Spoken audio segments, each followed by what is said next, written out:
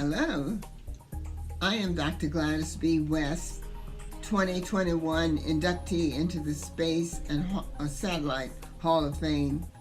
I am proud to be a part of SSPI's second season of Space for All podcast, where we have conversations from a wide array of perspectives of all the ways that space is and should continue to be available in ways which all may participate and from which all may benefit. Well, hello, everyone, and welcome to the Better Satellite World, the podcast of Space and Satellite Professionals International. I'm Lou Zaccarella, and welcome to the fourth episode of our series, Space for All. This series is sponsored by Hughes Network Systems, powering the networks on which people everywhere depend. Hughes celebrates 50 years of innovation in 2021. Congratulations, Hughes. The Better Satellite World podcast is also supported by the corporate partners of SSPI, EchoStar Hughes, Access Intelligence, publishers of Via Satellite Magazine, and the law firm of K&L Gates. Additional support comes from the 3,000 members of SSPI and its chapters around the world. Thank you, SSPI.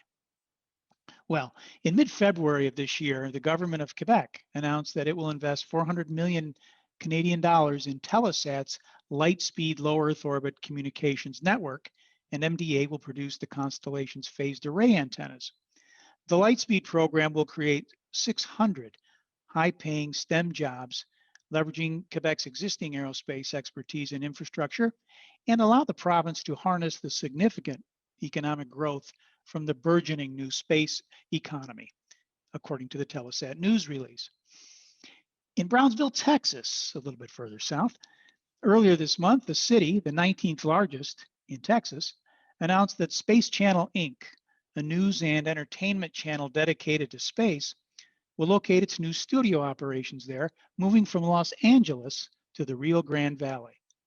According to a release from the city, which, in case you did not know, is a popular location for Mexican and American beach tourists and known for its abundance in citrus fruit production and winter Texan population, the new studio will support Space Channel's international network by focusing on Brownsville's, quote, space-related infrastructure and its growing role in the space industry.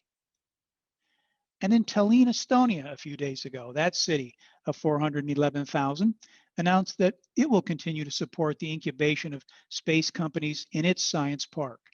The Tallinn city government decided to support 2 companies every year, according to the Baltic Times. So what's going on here? When did the space and satellite industry, usually confined to a handful of capital and big cities, become the engine for emerging factory floors in Quebec, Brownsville, Texas, and Tallinn, Estonia? Well, welcome to the news story of new space.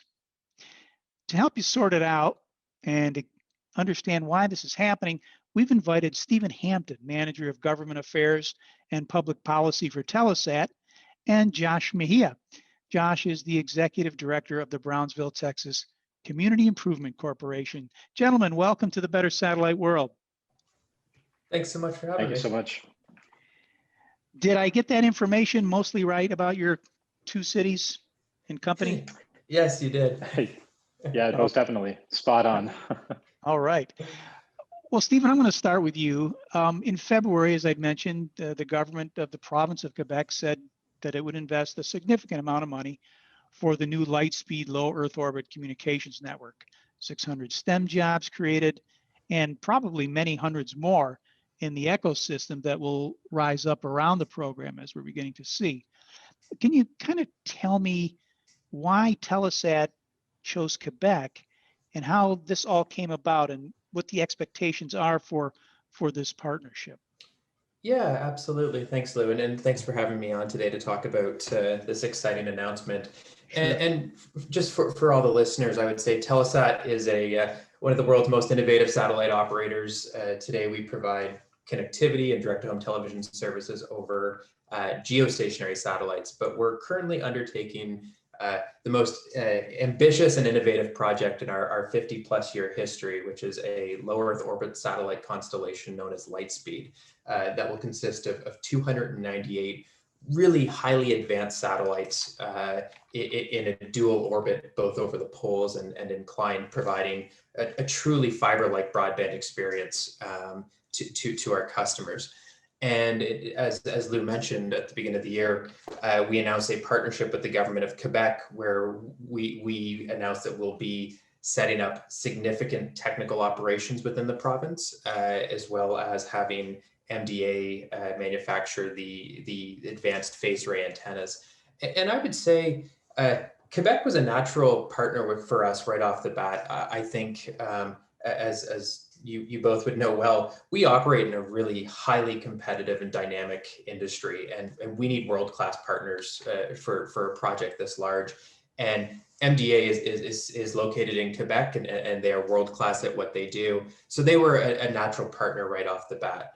Second of all, as you mentioned, there's going to be 600 new jobs created in STEM.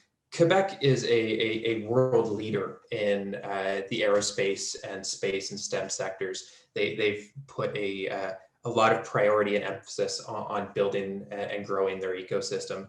So for us, as we scale up, Quebec was a natural place to scale our operations.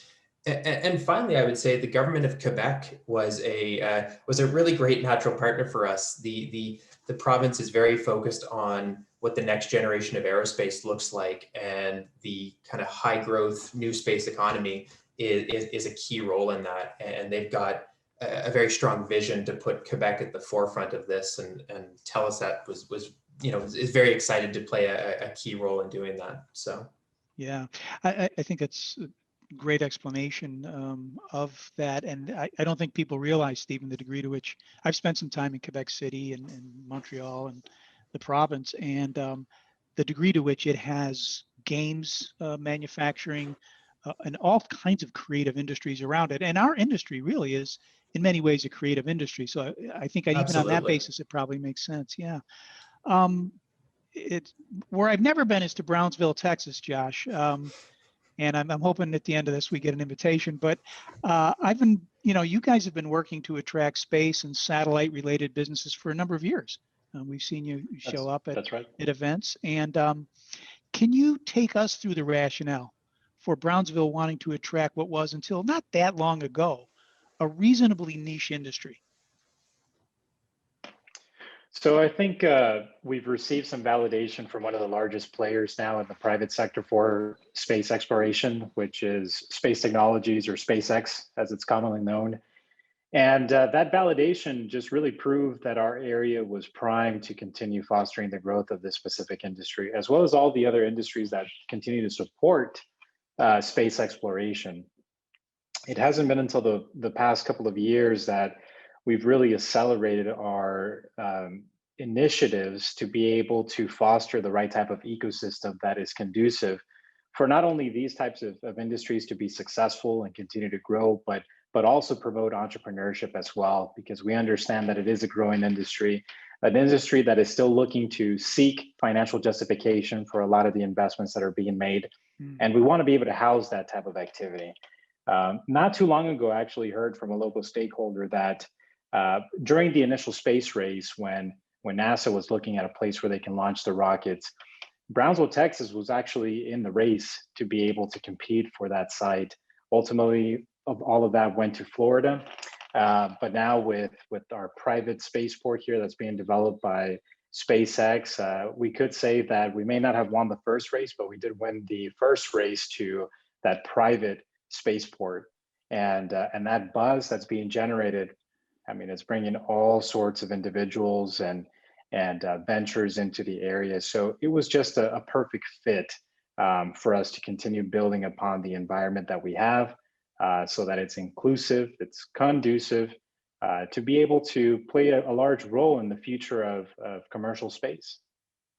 Yeah, and I think you really pointed to the future with regard to commercial space. It is going to be where the growth is going to come from, after so many years. I have to ask you, Josh, were you looking to the future and anticipating the type of growth we now see in commercial space? Or, I know there's a lot of poverty in your area. Were you beginning to lose talent and say to yourselves, we've really got to figure out a way to keep, our kids home, our talent here? Or it's a little bit of both? Yeah, so we've experienced historically a large amount of brain drain, is what it's called, and Yeah. we needed to find a way to. I mean, we have a lot of prevalent industries that have been successful for many years. I mean, we're right next to Mexico, right next to the Gulf Coast, so there's a lot of trade, logistics, energy that goes on here in our area. But that was pretty much it. Aside from tourism as well, which brought jobs in hospitality, retail, dining sectors, et cetera. But nothing that really built upon the jobs of tomorrow, which I consider are in tech and in space. A lot of that human capital was leaving our area in the Rio Grande Valley, which is a 4-county region.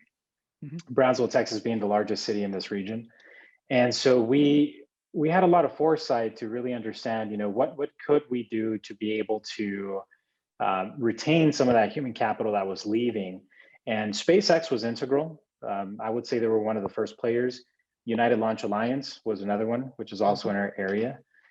Space Ventures became another one, Lunar Station Corporation. We started seeing that our strategies were playing a good effect on the folks that may have left before, that wanted to come back and play a role in these existing players in this economy. In addition to that, and I fell in love with what Stephen said about Telesat. We wanted to create an environment, policies, a government that really fostered the type of partnerships in the private sector to not only provide the job opportunities for the area, but also allow avenues for growth for those who wanted to create those jobs through new ventures. And we've also played a role in justifying some of the financial investments that could be made in that sector or in that industry through a lot of the programming that we've designed through our economic development organization. Yeah, I really applaud you for that, and because I think it's very farsighted. I think you did exactly what's required of economic development officials in the 21st century to try to build an infrastructure that's going to last a couple of generations. And as you say, does really the most important thing, which is to keep, keep people home and keep the investment coming in. And I was really struck with that press release that referred to your space-related infrastructure as the reason that the Space Channel came over there from LA. I mean, that sends all of the right signals. So I commend you on that. And Stephen, a couple of questions. A press report noted that related to this, a significant economic growth from the burgeoning new space economy is expected now because of what Telesat's going to be doing in Quebec. Did Telesat work with Quebec Economic Development Agency to determine what significant growth quote would be in terms of numbers and jobs, or was it more of a we think we can grow the economy pretty significantly because commercial space is, no pun intended, taking off? It's a good one. Yeah, thanks. So, and I think, to Josh, I would just echo what you said. It's you guys have done a really, really great job. And I think that forward looking foresight to focus on the space sector is so key and so important, given the high growth and strategic nature of this sector.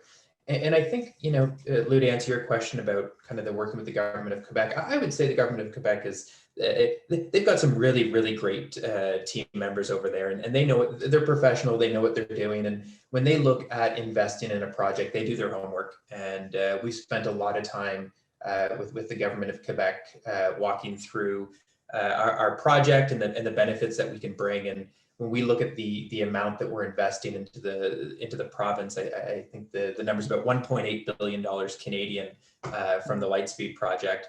And that's direct. There's a ton of indirect benefits. And I think as Josh and Brownsville and Quebec and Canada and other countries around the world, governments are starting to really focus on the space sector as a high growth sector where yes. They should get involved. And we're seeing this all over the world, where governments are partnering with the commercial private sector to kind of develop new technologies to launch these flagship programs. And having that kind of partners is really, really important in this. So yeah. Is I mean, did you find that the ecosystem or the businesses that you need, as a manufacturer, as a satellite operator, were there in Quebec? Or are you going to sort of be putting a little bit of pressure on the economic development agency to sort of, grow it a little faster or bring in other types of businesses, or is that not a Yeah, consideration? no, it absolutely is a consideration, and it was one of the things that attracted us to Quebec and Canada kind of writ large. And I would say that the governments of Canada for several years now have been really focusing on developing innovation, fostering innovation, IP growth, and kind of supporting sectors where there's a competitive advantage. And I think aerospace, Canada has a strong pedigree in aerospace, and Quebec in particular. And again, when we looked at where do we want to go, where are the world-class partners that we need, MDA was an obvious choice in Quebec, and the work that they're doing on these digital antennas really is quite something, and it's really exciting. So having those kind of natural partners there, and having the ecosystem that exists is really important.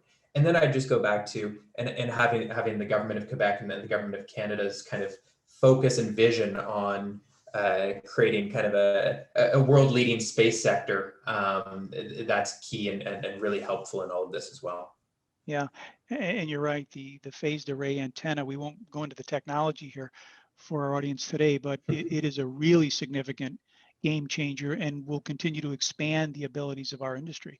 Absolutely. To go into other verticals. I mean, it's such a great technology that Bill Gates has invested in it in a company. So that's usually the smart money.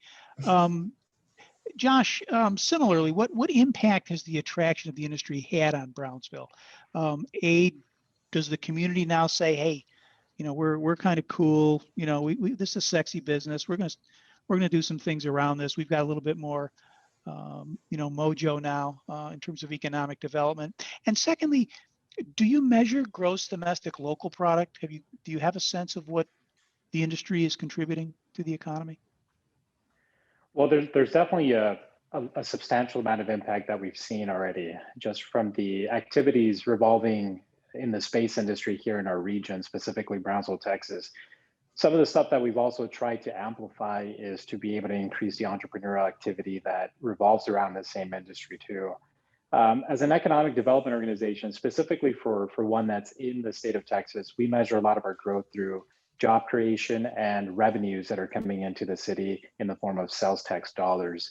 And when COVID-19, the pandemic, became a real thing in our area, you see, as a border town, we're very interdependent with the economies and exchanges of products and services from both sides of the border. So when the pandemic came about and it became a real thing in our area, we immediately, started projecting some downfall in our sales tax revenues. To our surprise, a lot of the activities that have been already happening, because we did see a substantial exponential growth in economic activities that were happening at our space sector, our physical space sector, we actually saw an increase in double digits of sales tax revenue coming in, primarily speaking from a lot of the products and services that were being circulating in the area. So that was a very huge indicator that we had now become a diversified economy that didn't depend so much on the Mexican consumer or Mexican business coming over to our area.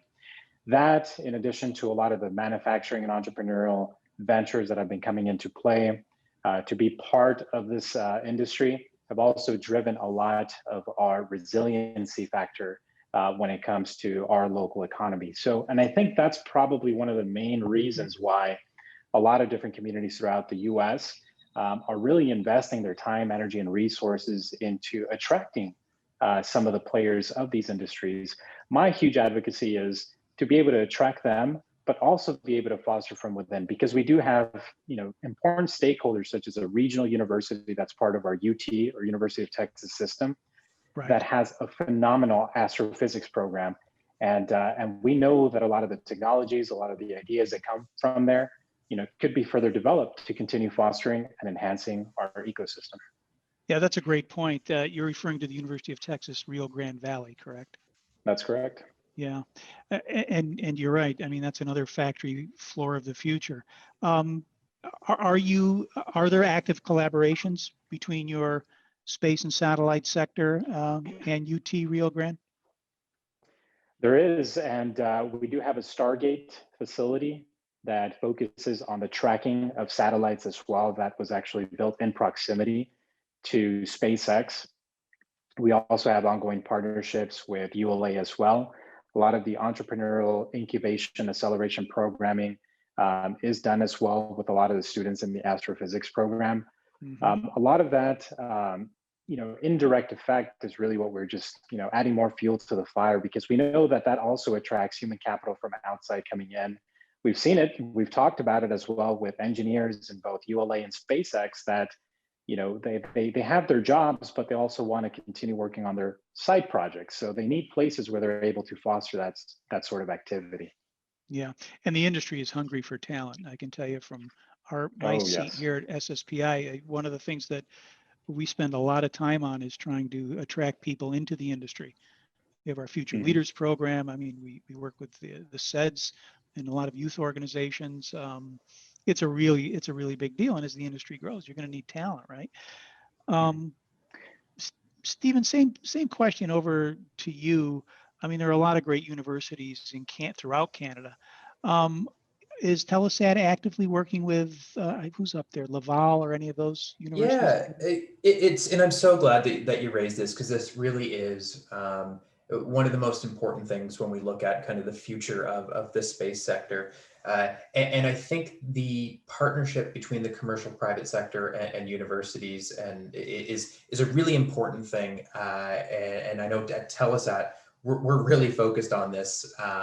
We do a lot of different R&D work with various universities across Canada and some in the United States as well. But we also do things like, we have a very strong co-op program where we're trying to get more and more people excited in their second, third, or fourth year of engineering and exposing them to kind of the commercial side.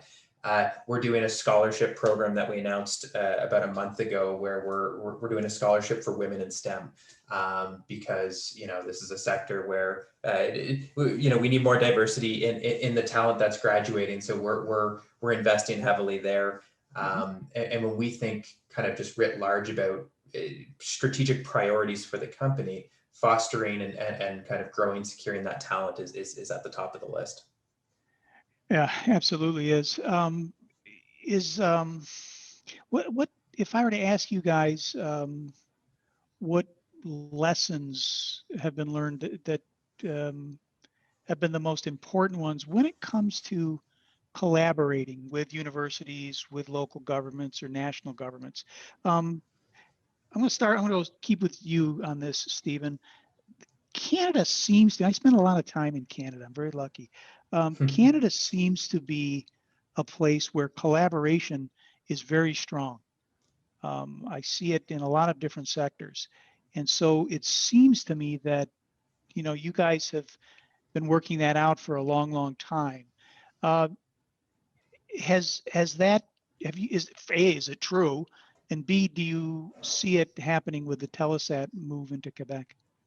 Yeah, for sure. I think you're right that there is a kind of a strong history of collaboration between the private sector, academia, and governments. And I think it depends on the sector that you're in, but certainly in the space sector, there's a long history of that. I mean, Telesat ourselves, we were created over 50 years ago through an act of parliament, where we were a crown corporation that was given the mandate to connect kind of coast to coast to coast with our Arctic territories. And we were spun off and went private, and things have changed since then. But I would say that there is that strong kind of history there. And I think it's really beneficial, again, and we're seeing this across Canada, but around the world, where for these very, very capital intensive flagship programs, we're bringing in academia, we're bringing in government, we're bringing in the private sector to work together to reach them. And I think, from a lessons learned, I think it's, trying to be a collaborative partner is really key. I think all sides, it's really important. moving at the speed that we all need to go at is really, really important. And I think that is becoming more and more the norm. And I would say kind of as we look to post-COVID and what that economic recovery is, I think we're going to see an acceleration of that and kind of a step further in collaboration and working together. Yeah. Josh, so far as I know, Brownsville was not a Crown corporation at any point in its history. But it's, it's a classic, the image is scrappy, individualistic, sort of that classic American model. And yet, no one in this industry survives being individualistic. This is probably one of the most collaborative industries ever invented by the human species. But there does seem to be more of a tension in our country, I'm an American, between government and the private sector, local government, the academic sector. They don't always play nice. Have you guys had to learn new rules? Well, every time I hear these types of statements, I am never surprised because, especially in our state of Texas, communities tend to be very competitive when it comes to economic development projects. But when there is something substantial, something that's innovative, something that's game changing, they all seem to band together as if all the history was just flipped aside. And I think we got to see that as well in our city and in our region. As we know historically, and this is prevalent throughout the United States, educational institutions, government, private sector, sometimes it's like getting a bunch of chefs in one kitchen trying to cook one dish. And sometimes it's very turbulent, sometimes it's smooth. But one thing that I can say is that it's needed. It's needed. And the good thing about the community that we've sort of evolved into with time is that we understood that historically speaking, Brownsville had nothing to do with space and tech. But when we started seeing this sort of validation, right, these considerations that were happening in the sector about Brownsville being an underdog in this playing field, we had to start looking at things a little bit differently. And so collaboration, we understood, was going to be key, not just for the specific projects that we were going to entertain moving forward, but for the type of collaborations we wanted to foster with anybody in the sector. I'll give you one example. Not too long ago, we partnered up with NASA as well to not only provide awareness and outreach to the students in our educational system down here, but we also wanted to tap into programs such as their tech transfer program to be able to give a much deeper understanding to our students, both in the K-12 environment and continued education environment, so that they understood the type of commercialization that takes place in these industries, for one. We did a lot of those types of activities to just continue fanning the flame, per se, between the collaborators and stakeholders that were ultimately going to play a role in building up this industry for our area. Right. So it makes me very proud to be able to say that we underwent a lot of the tough learning lessons very early on, and we overcame them immediately, almost instantly, when that came about.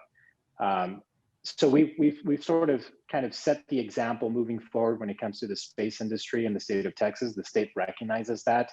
They support not only our direct initiatives in the space sector, but also our indirect for entrepreneurship, because they also believe that we're helping diversifying the state's economy to build up the resiliency. So it's become a great success story to be able to share for other parts of the nation. Yeah, no, it sounds like a great story. And again, we hear a lot of great things about Brownsville, Texas throughout the industry. Have you ever tried to recruit Telesat down there? No, actually, when I heard about Telesat before this conversation, I mean, it just piqued my interest because it seemed like it was the right type of fit for the type of companies that we want to attract in our area. We're not always looking for the big fish. We actually spend more time looking for the smaller and medium-sized fishes to just, take advantage of such what is still a pristine area that is soon to just be booming. And it's not, when I talk to other economic developers, we all talk about, we want high quality jobs in their area. I think they underestimate just how high quality these jobs are, and the amount of disposable income that comes into play as well is just substantial. I mean, even our residential housing industry here is just booming. I mean, house values are going up, property values are going up. It's just insane the type of economic impacts we see, even from the smaller fish coming into the area. Yeah, Stephen, that's the great story of what's ahead for our industry, isn't it? I think we can do that Absolutely. with communities. And I just wanted to hear Josh's sales pitch. That's why I asked him about Telesat. He's pretty good. I agree. I've never been to Texas, but I hope to come sometime soon. Oh, you would love it. We'll definitely host sure. you both. There you go. There's the offer. Final question, because we're at half an hour here.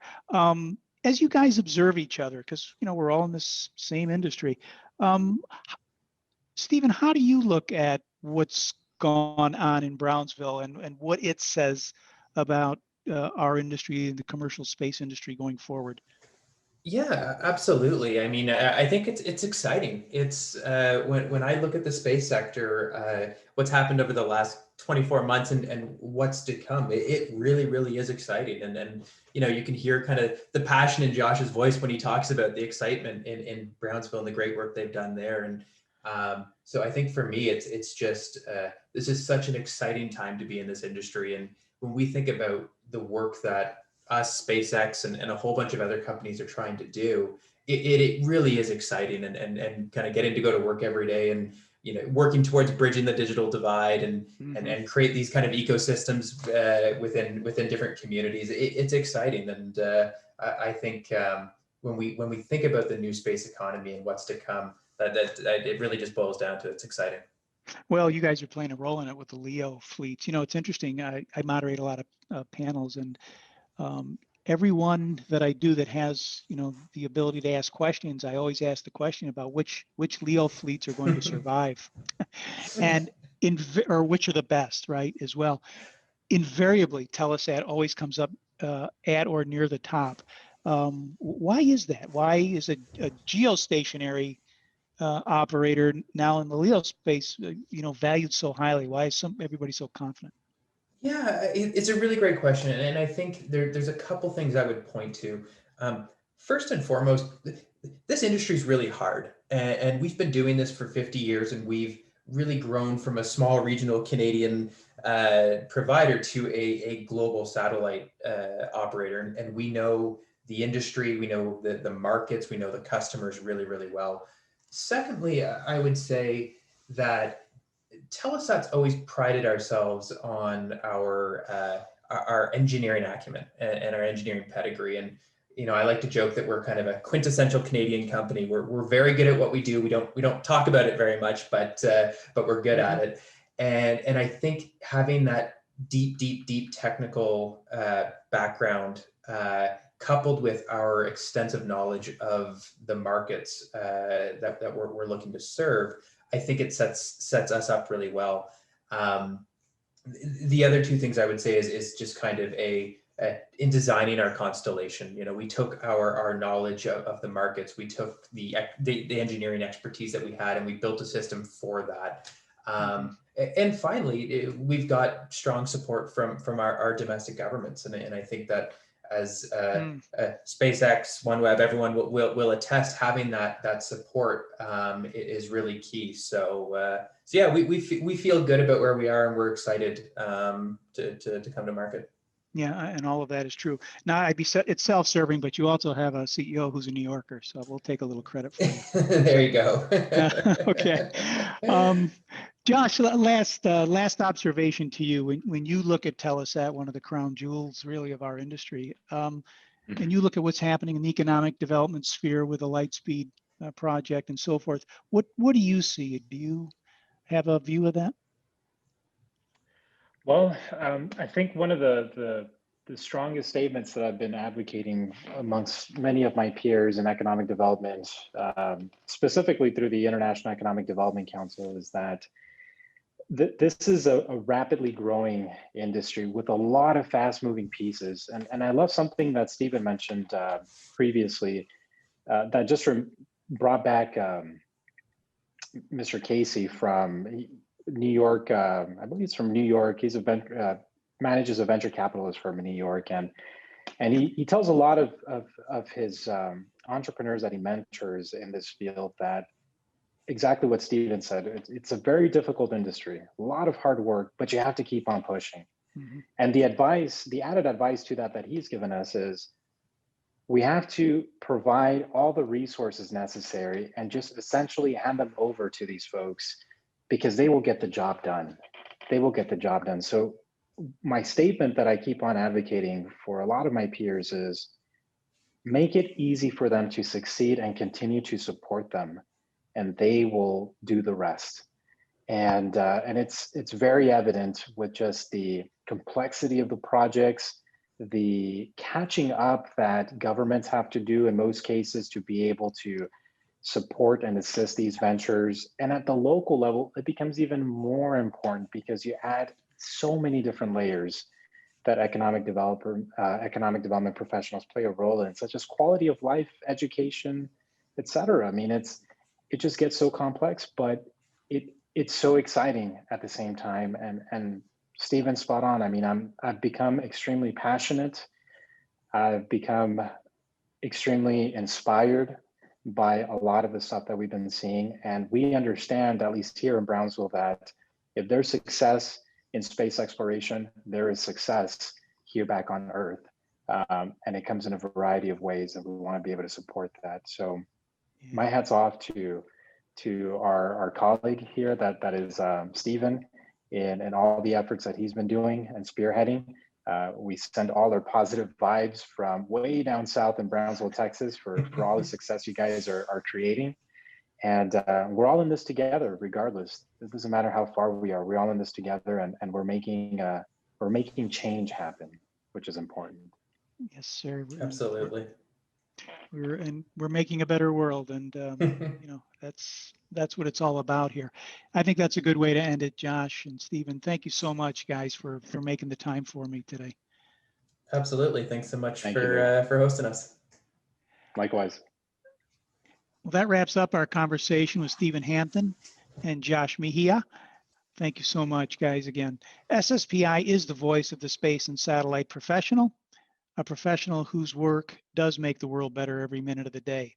To learn more about the Better Satellite World campaign, go to bettersatelliteworld.com. If you're not a member of SSPI and would like to be, go to sspi.org. Dues are US $100 per year, not so much. And if you're a student, your membership is free. And follow us on Twitter at SSPI, and check us out on LinkedIn and Facebook.